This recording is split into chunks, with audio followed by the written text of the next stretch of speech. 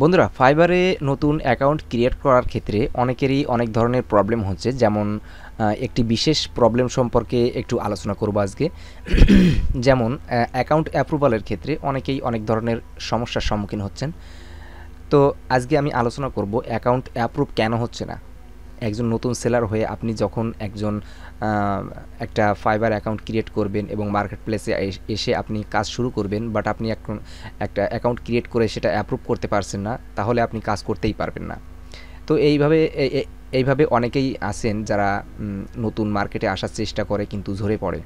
এই সমস্যার সমাধান আমি আজকে আপনাদেরকে বলবো। একসময় ঠিক আপওয়ার্কে এরকম ছিল, যখন আপওয়ার্কও কিন্তু একসময় বাংলাদেশ থেকে বা আদার্স কান্ট্রি থেকে অ্যাকাউন্ট অ্যাপ্রুভালের ক্ষেত্রে অনেক একটা ঝামেলা তৈরি হয়েছিল, যার কারণে অ্যাকাউন্ট অ্যাপ্রুভ হতো না। যাই হোক, সেই সমস্যা আপওয়ার্কে এখন নেই, বাট এখানে ফাইবারে নতুন করে এই ঝামেলাটা কিন্তু তৈরি করেছে। বাট এটা একটা ঝামেলা নয়। আপওয়ার্কে যখন অ্যাকাউন্ট ক্রিয়েট হতো না, তখনও কিন্তু আমি বিশেষ করে, অনেকেই আছে যারা অ্যাকাউন্ট অ্যাপ্রুভ করতে পারতো, আমিও তেমনই একজন, যে আমি অ্যাকাউন্ট অ্যাপ্রুভ করতাম। বাট এটা করে আমি অনেকেরই সার্ভিস দিয়েছি সেই সময়। তো এখন ফাইবারে যে সমস্যাটা, আমি ফাইবার সম্পর্কে আলোচনা করি। তো ফাইবারে অ্যাকাউন্ট অ্যাপ্রুভালের ক্ষেত্রে মনে করেন যে বিশেষ কিছু কারণ আছে যে কারণে অ্যাকাউন্ট অ্যাপ্রুভ হচ্ছে না। ঠিক আছে? তো তার ভিতরেতে প্রথম আমি যে কারণটা বলবো, সে কারণটা হচ্ছে যে আপনি যখন একটি অ্যাকাউন্ট আপনি ক্রিয়েট করেছেন বা চালাচ্ছেন, এই অ্যাকাউন্টটা নষ্ট হয়ে যাওয়ার পরে যখন আপনি পুনরায় অ্যাকাউন্ট করতে যাবেন, তখন কিন্তু আপনি সমস্যায় পড়বেন। সাধারণত এরকম সময়টাই কিন্তু এরকম প্রবলেম হয়ে থাকে। আর যারা একদম নতুন, এক একদম ফার্স্ট যারা অ্যাকাউন্ট ক্রিয়েট করতে যাচ্ছে কিন্তু অ্যাকাউন্ট ক্রিয়েট করলেও তারা অ্যাপ্রুভ করাতে পারছে না, সে সম্পর্কেও আমি আলোচনা করব। দুটো, যারা নতুন এবং পুরাতন দুজনের ক্ষেত্রেই আমি এই বিষয়টা নিয়ে আলোচনা করব। তবে আমি নতুনদের ক্ষেত্রে আমি আমি পুরাতনদের ক্ষেত্রে আগে বলি। আমি যারা এখন একজন ফ্রিল্যান্সার এখানে ফাইবার অ্যাকাউন্ট ক্রিয়েট করেছে, বাট এখানে দেখা যাচ্ছে যে অ্যাকাউন্টটা কোনো কারণবশত নষ্ট হয়ে গিয়েছে, ডিজেবল বা রেটিং খারাপ আসার কারণে অ্যাকাউন্টটা বাদ দিতে হচ্ছে, সেই ক্ষেত্রে আপনি নতুন একটা অ্যাকাউন্ট ক্রিয়েট করবেন। তো আমি এখানে খুব গুরুত্বপূর্ণ কিছু আলোচনা করব, যার কারণে আমি আপনাদেরকে সবার কাছে অনুরোধ করব ভিডিওটি সম্পূর্ণ দেখবেন, কারণ এখানে প্রত্যেকটা কথাই খুবই গুরুত্বপূর্ণ। ঠিক আছে?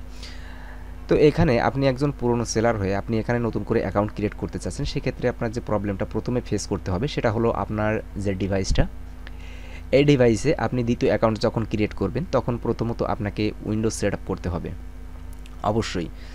কারণ অনেকেই আপনাকে বলবে যে আপনি ব্রাউজার হিস্ট্রি ক্লিয়ার করেন, আপনি অ্যাকাউন্ট ক্রিয়েট করতে পারবেন। বাট হ্যাঁ, আপনি ক্রিয়েট করতে পারবেন, কিন্তু এই যে অ্যাপ্রুভালের একটা প্রবলেম, ফাইবারের ক্ষেত্রে বিশেষ করে, আপওয়ার্কের ক্ষেত্রে এটা কোনো সমস্যা না, বাট বর্তমানে ফাইবারের ক্ষেত্রে এটা একটা বড় সমস্যা। তো ফাইবারে অ্যাকাউন্ট ক্রিয়েট করার জন্য অবশ্যই আপনাকে উইন্ডোজ সেট আপ করতে হবে। নতুন করে সেট আপ করার পরে আপনি একটা অ্যাকাউন্ট ক্রিয়েট করবেন। অ্যাকাউন্ট ক্রিয়েট করার পরে জাস্ট সাইন আপ করবেন। সাইন আপ করার পরবর্তী যে কাজগুলো, সেই পরবর্তী কাজগুলোর ক্ষেত্রে আপনাকে কিছু রুলস মেনটেন করতে হবে।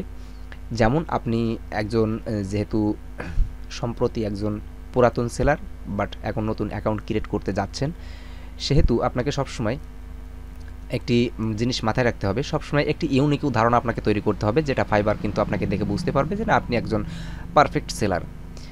কিছুদিন আগে প্রত্যেক সেলারকে একটি করে এসএমএস করা হয়েছিল এখানে নোটিফিকেশনের মাধ্যমে এবং ইমেইলের মাধ্যমে।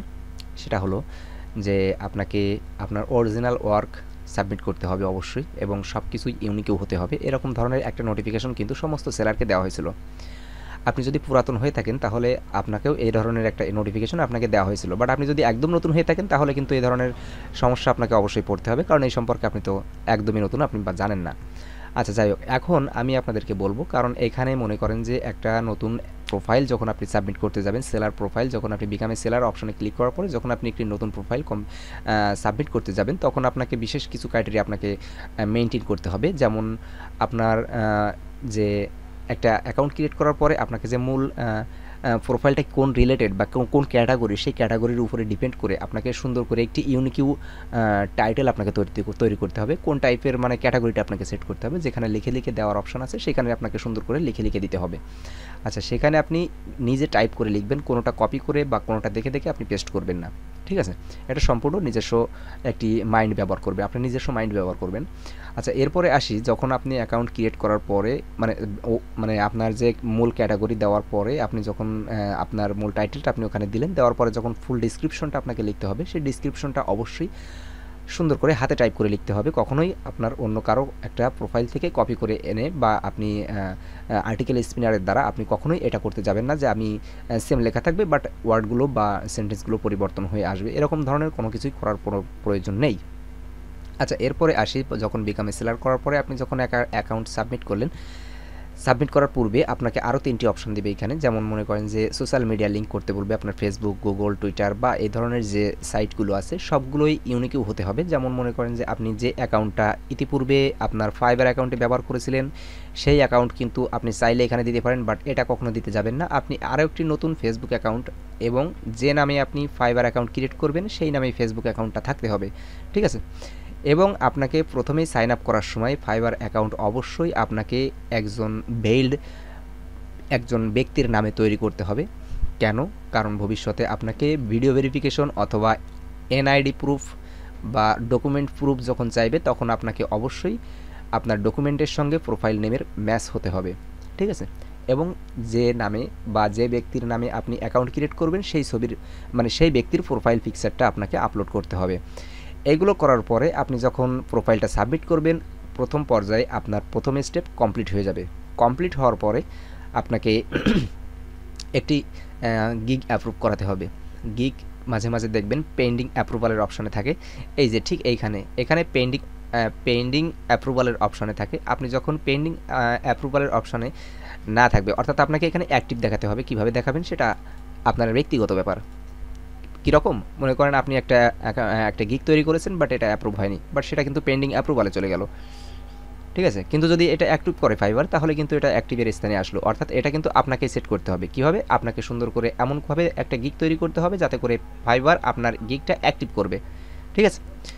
যদি পেন্ডিং অ্যাপ্রুভালে দিয়ে দেয় তাহলে বুঝতে হবে আপনার গিগে কোনো প্রবলেম আছে, হয়তোবা টাইটেলে, হয়তোবা ডিসক্রিপশনে, হয়তোবা ইমেজে। এগুলো আপনাকে সবসময় মাথায় রাখতে হবে। এবং আমি যে কথাগুলো আগে বলেছি যে কখনোই কোনো ইমেজ বা কোনো টাইটেল বা কোনো ডিসক্রিপশন কোনো ফাইবারে আছে এমন কোনো ধরনের কোনো প্রোফাইল থেকে আপনি নেবেন না। কেন নেবেন না? কারণ আপনি যখনই ফাইবার থেকে কপি করবেন সাথে সাথে ফাইবার কিন্তু এটা তাদের যে অ্যালগোরিদম আছে বা তাদের যে অটো বোট আছে সে তার মাধ্যমে কিন্তু আপনার আর্টিকেলটা কিন্তু অবশ্যই ধরে নেবে বা ধরে বসবে, যার কারণে তারা বুঝতে পারবে যে আপনি কপি করেছেন। সেক্ষেত্রে আপনার অ্যাকাউন্ট কিন্তু অ্যাপ্রুভ হবে না, ঠিক আছে? এইগুলো যাবার পরে আপনি যখন আপনার অ্যাকাউন্ট অ্যাপ্রুভ হবে, আপনাকে নোটিফিকেশন দেওয়া হবে আপনার অ্যাকাউন্টটা অ্যাপ্রুভ হয়েছে। এখন আপনার গিগ যখন অ্যাক্টিভ হয়ে যাবে, গিগ অ্যাক্টিভ হওয়ার সাথে সাথে আপনাকে একটি স্কিল টেস্ট দিতে হবে। আপনার স্কিলের উপর ডিপেন্ড করে আপনাকে একটি স্কিল টেস্ট দিতে হবে। যেমন আপনি মনে করেন যে একজন গ্রাফিক্স ডিজাইনার, আপনি একটি গিগ ক্রিয়েট করেছেন বাট আপনাকে কিন্তু স্কিল টেস্ট দিতে হলো না, কিন্তু এখন দিতে হলো না বাট ভবিষ্যতে চাইতে পারে। তার পূর্বে চাওয়ার আগেই আপনাকে ফাইবারের প্রোফাইলে যাওয়ার পরে আপনাকে কিন্তু স্কিল টেস্টটা দিতে হবে। গ্রাফিক্স ডিজাইনের উপরে অ্যাডোব ইলাস্ট্রেটর এবং অ্যাডোব ফটোশপের দুটো স্কিল টেস্ট আপনাকে দিতে হবে। আর আপনি যদি ইংলিশ স্পেলিং টেস্টটা আপনি ওখানে দেন তাহলে কিন্তু আরও সুন্দর হয়। অর্থাৎ 3টি টেস্ট আপনাকে অবশ্যই দিতে হবে। দেওয়ার পরে আপনার ফাইবার যে তাদের নিজস্ব কোর্স আছে, এখানে তাদের অপশন আছে, আপনারা প্রোফাইলে গেলে ওখানে পেয়ে যাবেন। ওই অপশানে গেলেই আপনারা ফাইবারের যে ফ্রি একটি কোর্স আছে ওই কোর্সটি আপনি ওখান থেকে করে নেবেন, তাহলে কিন্তু আপনার অ্যাকাউন্টটা কিন্তু আরও সুন্দর তৈরি হলো। বিকাম এ সেলার যে টেস্টটা আছে সেই টেস্টটা আপনাকে কমপ্লিট করতে হবে। এগুলো কমপ্লিট করলে আমি মনে করি 100% আপনার অ্যাকাউন্টটা অ্যাপ্রুভ হবে, গিগ অ্যাক্টিভ হবে, আপনি কাজ পাবেন। আপনার প্রোফাইলের কীভাবে বায়ার রিকোয়েস্ট এখন সবার ক্ষেত্রে বন্ধ, বাট ব্রিফ নোটিফিকেশন যেটা আছে সেই নোটিফিকেশন কীভাবে আসবে তার উপর ডিপেন্ড করে আমি ইতিপূর্বে কয়েকটা ভিডিও আপলোড করেছি। সেই ভিডিওগুলো আপনারা ডিসক্রিপশন বক্সে অথবা ভিডিওর সেকশনে গেলে আপনারা ওখান থেকে পেয়ে যাবেন। তো দেখা হচ্ছে পরবর্তী ভিডিওতে। ততক্ষণ পর্যন্ত সবাই সুস্থ থাকুন, ভালো থাকুন। ধন্যবাদ সবাইকে, বাই।